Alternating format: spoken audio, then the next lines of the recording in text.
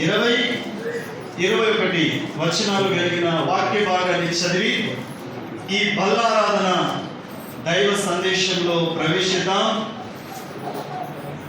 తిమోతికి రాసిన పత్రిక, పరిశుద్ధుడైన పౌలు గారు తిమోతికి రాసిన 2వ పత్రిక 2వ అధ్యాయం 20 వచనం 21 వచనం చదువుకొని వాక్యాన్ని ధ్యానించేద్దాం.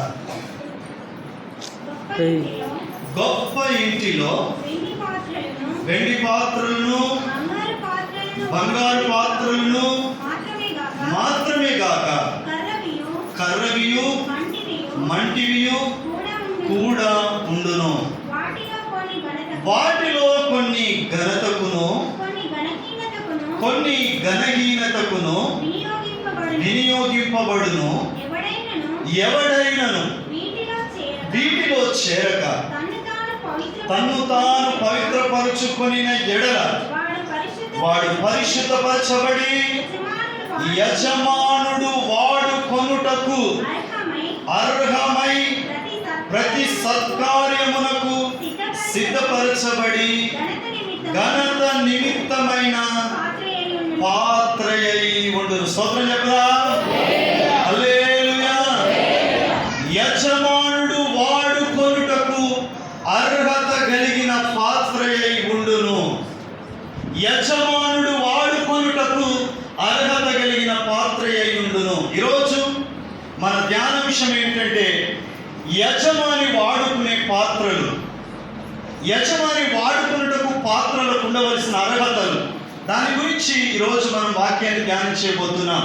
ప్రియులారా, మనం చదువుకున్న ఈ వాక్య భాగాన్ని చూస్తే పౌలు గారు తిమోతికి రాస్తున్న ఈ పత్రికలో ఒక అద్భుతమైన మాట చెప్తాడు. అందరం శ్రద్ధగా విందాం. ఒక ఇంటిలో, దేవుని ఇంటిలో 4 రకాల పాత్రలు ఉన్నాయట. మనకి ఇల్లు ఉంది కదా, మన ఇంటిలో వంట పాత్రలు ఉన్నాయా? దేవుని ఇంటిలో కూడా 4 రకాల పాత్రలు ఉన్నాయట. ఏంటి ఆ 4 రకాల పాత్రలు అంటే, మొదటిది వెండి పాత్రలు. చెప్పాలి, మొదటిది. రెండవది బంగారు పాత్రలు. మూడవది కర్ర పాత్రలు.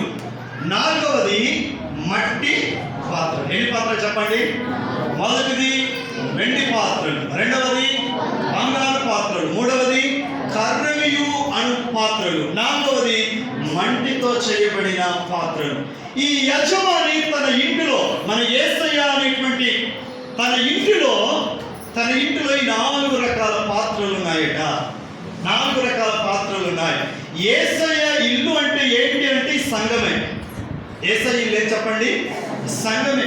యేసయ్య ఇంటిలో 4 రకాల పాత్రలు ఉన్నట్టు ఈ సంఘమనే ఇంటిలో కూడా ఈ 4 రకాల పాత్రలు ఉన్నాయి. వెండి పాత్రలు ఉన్నాయి, బంగారు పాత్రలు ఉన్నాయి, కర్రతో చేయబడిన పాత్రలు ఉన్నాయి, మట్టితో చేయబడిన పాత్రలు సైతము ఉన్నాయి. అయితే దేవుని బిడ్డలు గమనించాలి, ఈరోజు దేవుని ఇల్లు అనబడిన సంఘములో నేను ఒక పాత్రను. ఇక్కడ ఉన్న వాళ్ళందరూ ఏమి చెప్పాలి? నేను ఒక పాత్ర. అయితే మనం ప్రశ్నించుకోవాల్సిన ఆలోచన ఏంటంటే, నేను వెండి పాత్రనా, లేకపోతే బంగారు పాత్రనా, లేకపోతే కర్రతో చేయబడిన పాత్రనా, లేకపోతే మట్టి పాత్రనా? నేను ఆయన ఇంటిలో ఒక పాత్రనే. నా యజమాని యేసయ్య, ఆయనకు ఒక ఇల్లు ఉంది. ఆ ఇల్లు సంఘం, మందిరం. ఆ మందిరంలో నేను ఒక పాత్రను. ఆమేన్. ఆ మందిరంలో ఎంతమంది నమ్ముతున్నారు? ఇది యేసయ్య ఇల్లు. హల్లెలూయా.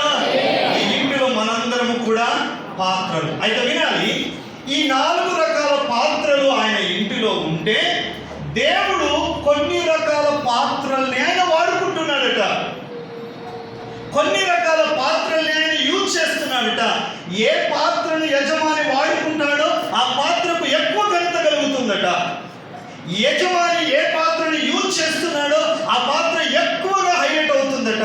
అయితే యజమాని వాడుకొని కొన్ని పాత్రలు ఉన్నాయి కదా, ఆ పాత్రలు ఘనహీనముగా ఎంచబడుతున్నాయట. ఆ పాత్రలకు ఉన్నటువంటి ఘనత నిర్వీర్యమైపోతుందట. ఈ పాత్రలు అనుకుంటున్నాయి, ఎప్పుడు యజమాని ఈ బంగారు పాత్రనే వాడుతున్నాడు, ఈ వెండి పాత్రనే వాడుతున్నాడు, లేకపోతే ఈ మంటి పాత్రనే వాడుతున్నాడు, ఈ కర్ర కానా? నన్నెందుకు వాడుకోవట్లేదు? నేను ఒక సంఘంలో పాత్రనే కదా, నేను సంఘంలో ఒక ప్రాముఖ్యమైన వ్యక్తినే కదా, నేనెందుకు వాడబడట్లేదు? యజమాని అయిన దేవుడు నన్నెందుకు వాడుకోవట్లేదు? ఎవ్వరికైనా కానీ చూడండి, మన ఇంట్లో కూడా రకరకాల పాత్రలు ఉంటాయా? ఏమేమి పాత్రలు ఉంటాయి? స్టీల్ పాత్రలు, అల్యూమినియం పాత్రలు, ప్లాస్టిక్ పాత్రలు, ఇత్తడి పాత్రలు, రాగి పాత్రలు, ఇంకా కొంతమంది ఉన్న వాళ్ళ ఇళ్లలో వెండి పాత్రలు కూడా మనం చూస్తాం. హల్లెలూయా. అయితే యజమాని ఆ పాత్రలు కలిగి ఉండడం గొప్పగా, ఆ ఇంటి నిండా ఈ పాత్రలు నింపబడడం గొప్పగా, యజమాని చేతిలో వాడబడుతున్న పాత్రలు ఏవి? యజమాని ఏ పాత్రల్ని వాడుకుంటున్నాడు? యజమానికి ఏ పాత్ర ఇష్టమై ఉంది? ఏది ఇష్టమవుతుందో దాన్నే ఎక్కువ వాడడానికి ప్రయత్నం చేస్తాడు. దేన్ని ఎక్కువ వాడుతామో అదే ఆ పాత్ర ఏమవుతుంది? ఘనత పొందుతుంది. ఎంతమందికి ఆశ ఉంది? దేవుని సంఘములో పాత్రగా ఉన్న నేను వాడబడాలి. ఆశ ఉందా? నేను వాడబడాలి, నేను హైలైట్ కావాలి, నేను ఘనత పొందాలి. ఘనత పొందకూడదని ఎవరికి ఉండదండి. ఈరోజు ఈ బల్ల ఆరాధనలో వాక్యం వినడానికి వచ్చిన దేవుని బిడ్డలు ఒకసారి పరీక్ష చేసుకుందాం. నేను సంఘములో పాత్రగా ఉన్నాను, వాడబడుతున్నానా? యజమాని వాడుకొనుటకు అర్హత కలిగిన పాత్రగా నేనున్నానా? నేను వాడుకునేటట్లుగా అర్హత కలిగిన పాత్రగా నీవు ఉన్నావా? లేకపోతే మన భక్తి అదంతా కూడా వ్యర్థమే. మనం ఎప్పుడు ఘనహీనంగా ఉండవలసిన పరిస్థితే. హల్లెలూయా. అయితే దేవుడట మనందరినీ బంగారు పాత్రలుగా చేసినాడట. ఎట్లా చెప్పండి? ఎందుకు అనంటే నిన్ను వాడుకోవాలని దేవునికి ఆశ. నువ్వు దేవుని చేతిలో వాడబడాలని, దేవుని చేతిలో అర్హత కలిగిన పాత్రగా ఉండాలని దేవుని కోరిక. కాబట్టి నిన్ను తయారు చేసేటప్పుడే ఎట్లా తయారు చేశాడు? బంగారు పాత్రగా చేసినాడు. మరి ఇప్పుడు బంగారు పాత్రలను ఏమైపోయినాయి? చదవండి. విలాప వాక్యములు 4వ అధ్యాయం మొదటి నుండి చూడండి. విలాప వాక్యములు 4వ అధ్యాయం మొదటి నుండి దేవుని వాక్యాన్ని చూద్దాం. బంగారము ఎట్లు మందగలిగినది, మేలిమి బంగారు ఎట్లా మార్చబడినది. మేలిమి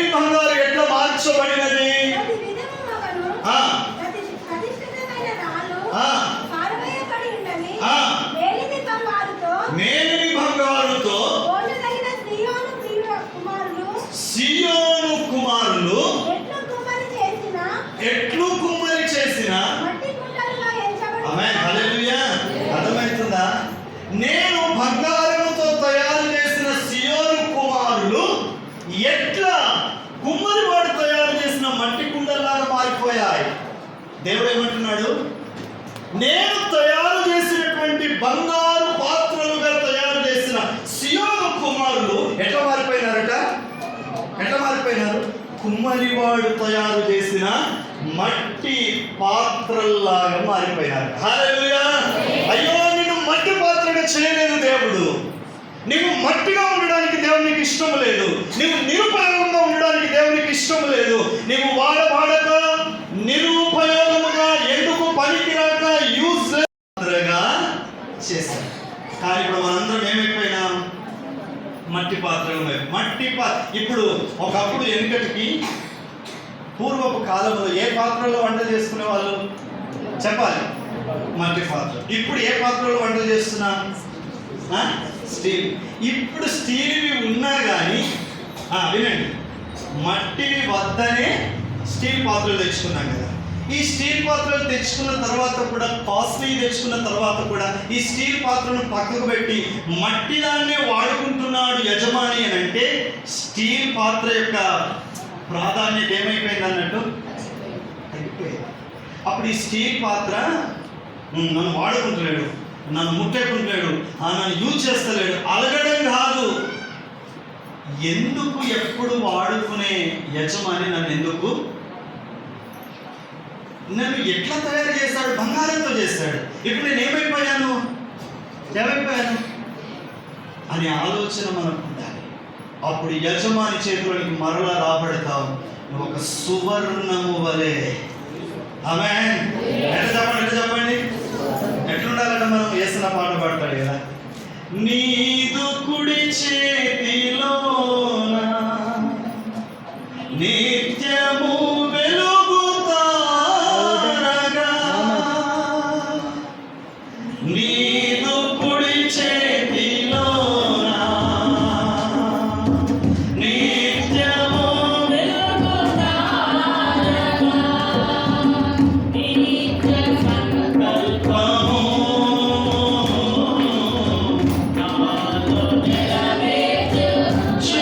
నాలో నెరవేర్చుచున్నావు, నిత్య సంకల్పము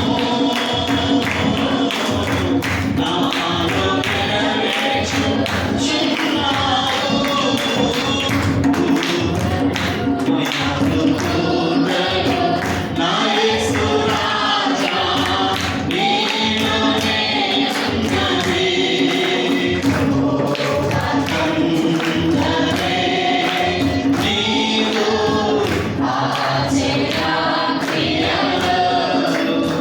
హల్లెలూయా.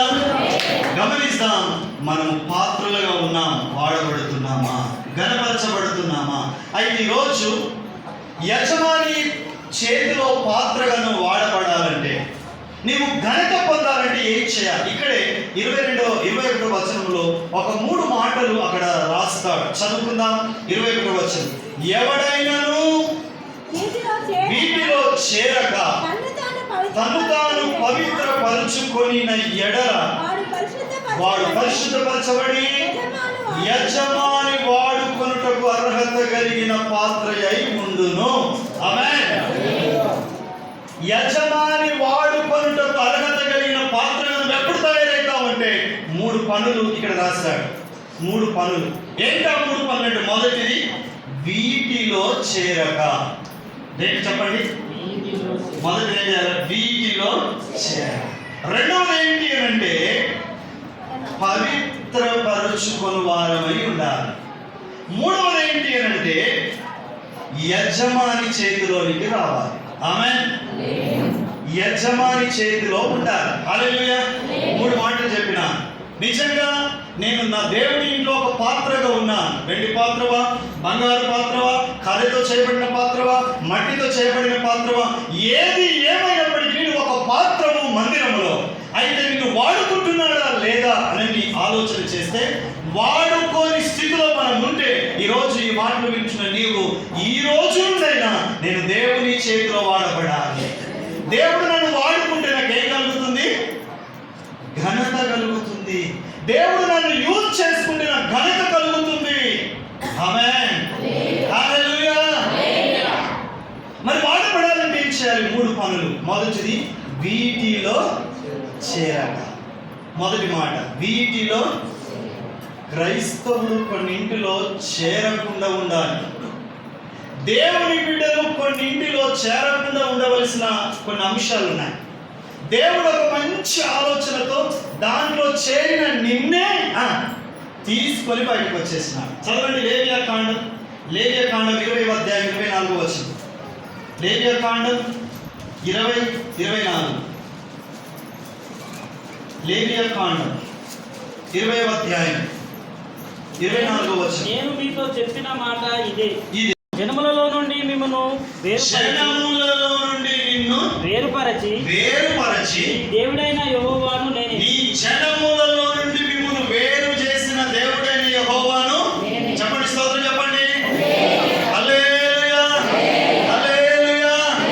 ఎందులో నుండి వేరు చేసిండు మనల్ని? ఎందులో నుండి వేరు చేసిండు? జనములలో నుండి వేరు చేసినాడు. హల్లెలూయా. ఒకప్పుడు చీకటి వెలుగు కలిసి ఉన్నాయి.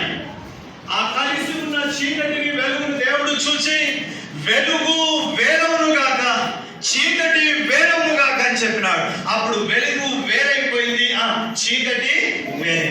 నువ్వు వేరుగానే ఉండాలని దేవుడు కోరుకుంటున్నాడు. నువ్వు మళ్ళీ దానితో కలవాలని దేవునికి ఇష్టము లేదు. కలవడానికి నేను పిలువలేదు ఆయన. ఒకవేళ నీవు అందులో కలిస్తే పాపంలో నిన్ను వేరు చేస్తాడు. మళ్ళీ నువ్వు ఆ పాపంలో కలవడానికి లేదు. ఆచారాలలో నిన్ను వేరు చేస్తాడు. మళ్ళీ నువ్వు దాంట్లో